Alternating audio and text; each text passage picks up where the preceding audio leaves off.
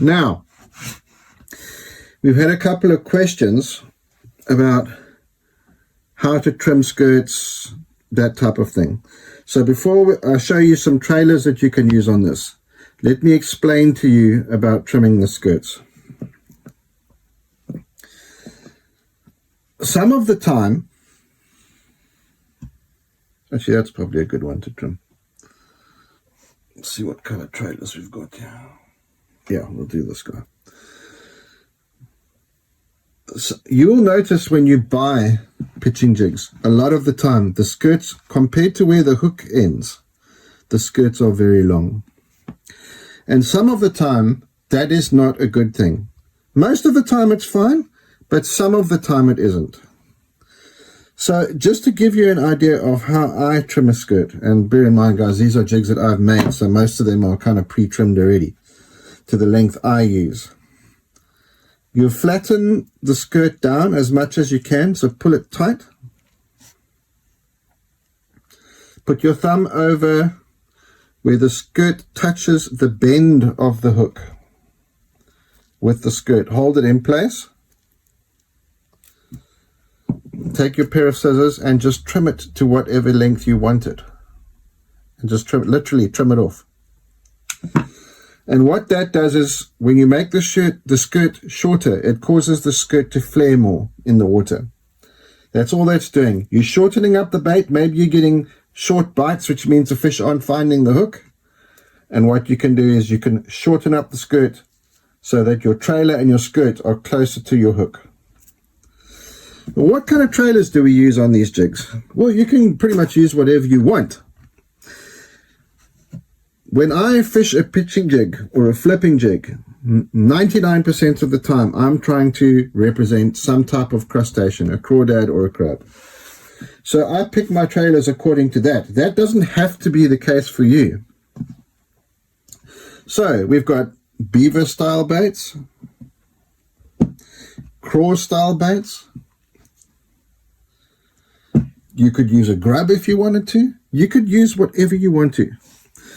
I'll show you one or two quickly of just how the trailers should look.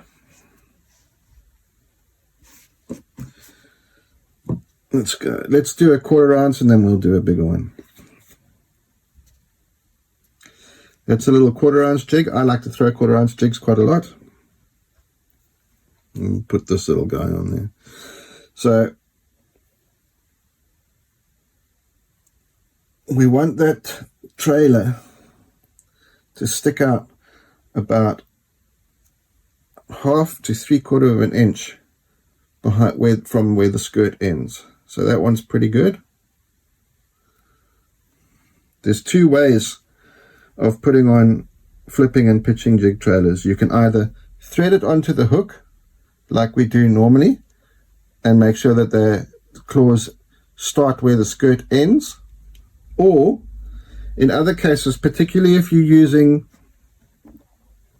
let's say, Elastic or Z-Man type baits, let's say with big flappers, they're called chunk trailers. So let's just imagine this. I don't have any on hand right now, but let's just imagine that this was a chunk trailer. The bodies of them are usually shorter with big paddles or big flappers on them. And what you would do is, in this situation, let's take a nice big one here. You would have a bait like that, and you literally just stick the hook through the body of the trailer.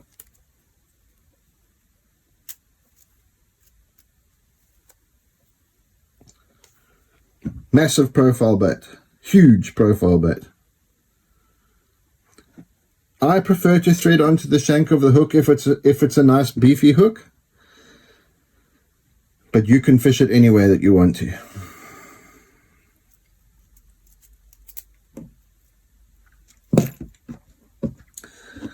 Right. So what about, where do we throw these things? Well, we're going to do this in 2 parts today.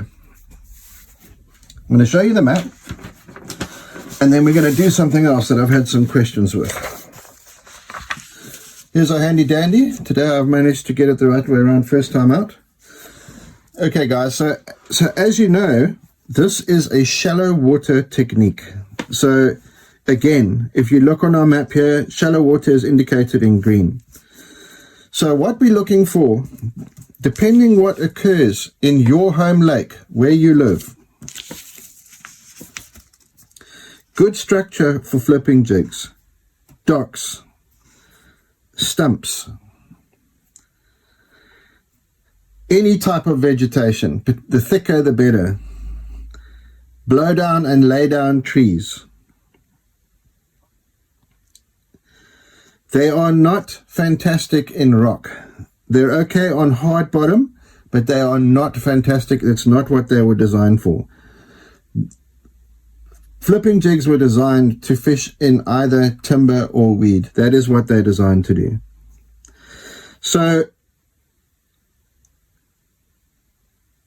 the thickest, gnarliest stuff you can find is where you would go and throw them. When you're fishing around docks, I recommend starting out with a 1/4 ounce jig. Just a smaller profile jig. There's not a lot of stuff you can get stuck on docks. There is stuff, but not a lot. Not as much as, say, a tree or a patch of grass. So start with a 1/4 ounce and work your way up. In the summertime, you could probably go up to a 3/8 ounce, but when the water's cooler, start with a 1/4 ounce jig. They are more difficult to pitch, but they are not impossible to pitch by any stretch of the imagination. I've had a couple of questions about, can you break down a piece of cover and how you would fish it? And so we're going to do that, and we're going to do it in a very rudimentary fashion. Here is our blow down or lay down tree. I have a very specific way that I approach targets when I'm flipping and pitching. It may not be the way that you do it. This is the way I do it. This is the bank here. This tree has fallen over into the water. That's the scenario. You can pretty much see that scenario on a lot of lakes where you fish around the world. How I approach the tree. I'm coming from this direction. The branches that are furthest out into the water, I will pitch at first. A lot of people go straight to the stump, and that's fine. If that's how you do it, that's how you do it. I feel that if we work the tree from the outside in, we've got a chance at more than one fish. So I will, if I'm coming from this direction, I will fish all the way around the outer edges of these branches, all the way.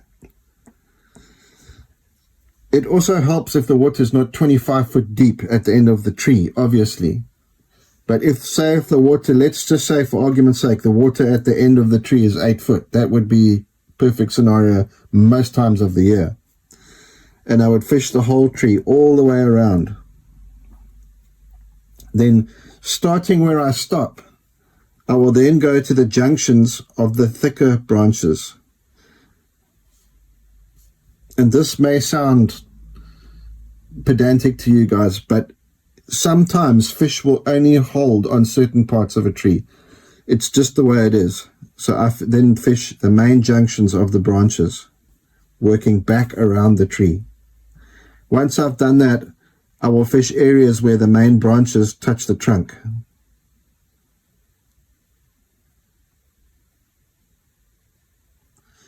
And once I've done that, I go to the main trunk. And the same thing, I work the main trunk from the outside in.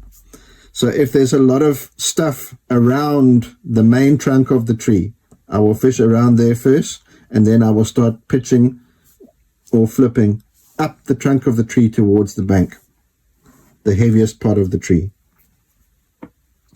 Another thing that oftentimes happens, or two things that oftentimes happens with laydowns and blowdown trees, is you get the roots go into the water, which create more structure closer to the bank, and sometimes the wave action can undercut where the trunk of the tree might be lying on the bottom of, or might be lying on the bank going into the water.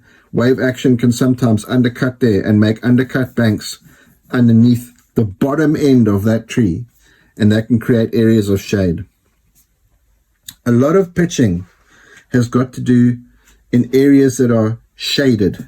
where branches create shade, where an overhanging tree creates shade, where a dock creates shade, where a canopy of weeds creates shade that fish can hide and forage below. That's a lot of the time is where a pitching jig will come into play. Let's just have another brief chat just to reiterate what I was saying to you about the different types of line that you would choose to fish a flipping and pitching jig. If you are fishing around grass and you can get away with it and the grass is not too thick, I would still stay with the fluorocarbon. It's a little bit more forgiving. If it's matted up so thick that the fish is going to bury you every time you get a bite, go straight to the braid. So I'm talking about if you've got scattered patches of weed, lily pads, that type of thing, stay with the fluorocarbon. Unless it's thick, matted, there's no gaps between the pads, heavy reeds and trees where there's no gaps between them, straight to the braid. When you fish something like a tree like this, and you know that there's a lot of timber in the lake that you fish in, braid does not like wood. It has something to do with the way that it's manufactured. It does not like wood. Stay with the fluorocarbon. A lot of times you'll get something where you've got a combination of wood and rock. As we've said, because of the shape of the flipping and pitching jigs, they are not ideal around rock. So I wouldn't recommend someone going down a riprap bank, say for argument's sake, and flipping or pitching a jig. The chances to get stuck with this style of jig are just too good. If, however, you're going down a bank like that and there's blowdown or laydown trees lying on top of that rock, I would use fluorocarbon. Okay, so we've discussed all the particulars now of the flipping or pitching jig.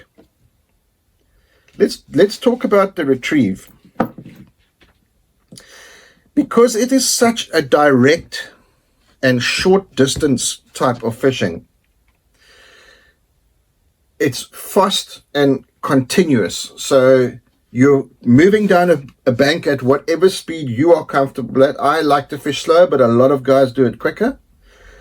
When I say fish slower, I mean I like to be more thorough. And you saw what we spoke about when we discussed the tree. That was just one blade down or blow down tree in a lake. But if you wanted to, you could literally go down and it could be non-stop. You could keep your trolling motor on 80 the whole day if you wanted to, and just go down and flip and pitch holes in mats and stuff like that. And that would be absolutely acceptable. It would definitely do that. But the retrieves, there's not much of a retrieve. Basically what you're doing is you're putting it into that little sweet spot that you've seen, hop it up and down once or twice, let it rest, let the trailer do its work, claws come up, move, whatever the case is, hopping up and down again. You don't get bit, out the hole, next hole, or next little sweet spot that you've seen. So it's not really a retrieve. Can you swim a flipping or pitching jig? Yes, you can. Absolutely, you can. It is, a lot of guys do it, and by the design of the bait and the shape of the head, you could definitely swim a flipping and pitching jig through some branches or whatever, if the fish wanted it moving faster. Can you skip a flipping and pitching jig? Not if you are me, but if you have some skill and you've learned how to do it, and you can skip a flipping and pitching jig under a dock, absolutely. It's lethal. There's a lot of pros that have made a lot of money skipping jigs under docks. What about the bite? Guys, the bite with the flipping or pitching jig, I'm just going to call it a pitching jig. So like a lot of the other plastics that we've discussed, but most of the time with these big jigs, the bite is just a straight doom, and the fish will move with it. There's not usually a mistake when they hit these big jigs. It's very direct. It's a reaction. You wanting to get the fish to react to the bait. It's a reaction bait, and that's what they do. There are occasions where they do bite it lightly. It's usually when they come up to the bait, when the bait is falling towards them and they come up to the bait, they may just grab it, turn and swim off with it. It doesn't happen a lot. As we've discussed in other videos, it can happen quite a lot during cold fronts. And pitching jigs are very good during cold fronts because fish will tend to bury themselves up in cover or structure post cold front or during a cold front. So this is a particularly good bait to use for that scenario. About watercolor. Well, this is one of those rare baits where it doesn't really matter because they actually shine in dirty water. I've caught fish in cold, dirty water, flipping and pitching. And during the summertime, I've caught them in warm, rising, dirty water, flipping and pitching. It's a fantastic bait for all of those applications. Is it a 12-month of the year bait? I think it is. There's obviously times of the year when it is more prevalent, but I think if you put in your time with these jigs, you can catch them 12 months of a year on it. Water temperature is obviously relevant to the time of year or the current weather situations. I don't think that it makes that much of a difference. I've caught them well on flipping and pitching jigs when the water's warm, and I've caught them well on flipping and pitching jigs when the water's cold. What you may need to do is to change the weight of your jig so you get a slower rate of fall, or upsize the trailer so you get a slower rate of fall in cold water, just so the fish get longer to look at it. When the fish are inactive, sometimes a very good technique to do is to get the bait to move slightly slower so that they get a longer look at it. So what to look for when we're buying them?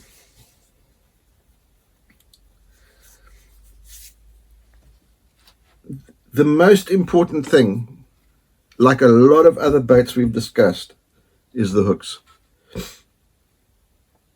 If your jig has a poor quality hook and you are fishing with such heavy gear like we've spoken about, on the hook set, or because the line's over a branch and the fish has grabbed it, or because the line is in a hole in the grass when the fish has grabbed it, and on the hook set, you'll straighten the hook if the hooks are rubbish. You may even snap a hook. So you're looking for high quality, sharp, heavy gauge hooks. So 3X hooks in most cases. Maybe not on the quarter ounce so much, but on the from 3/8 ounce up, that's what you're looking for. There's a lot of different companies that make these type of jigs, and there's a lot of different companies that have different styles of these type of jigs. It all comes down to personal preference. You will find baits that suit your way of flipping and pitching a jig. Colors. We spoke about colors when we did the close-ups. Again, do the homework and find out what color the crawdads are in your chosen body of water that you're going to fish. You're always going to need to have a green pumpkin and a black and blue jig and maybe a black and brown jig in the boat. Always. Or in your tackle bag when you're walking the bank, although this is tricky to do off the bank. It's not quite as easy. But locally applicable colors definitely play a role when you're fishing this type of jig. Absolutely, there's no two ways about it. I hope this video will help some of you get into the wonderful world of flipping and pitching jigs. It's very rewarding, very exciting, and it can be used for situations where you can't use anything else other than maybe a Texas rig. And what that does is it may open up areas of your chosen body of water where you've never previously been able to fish because you were intimidated by it. Don't be intimidated, guys. Just get out there and try it. What do you lose by trying? Thanks for joining us. We'll see you next time.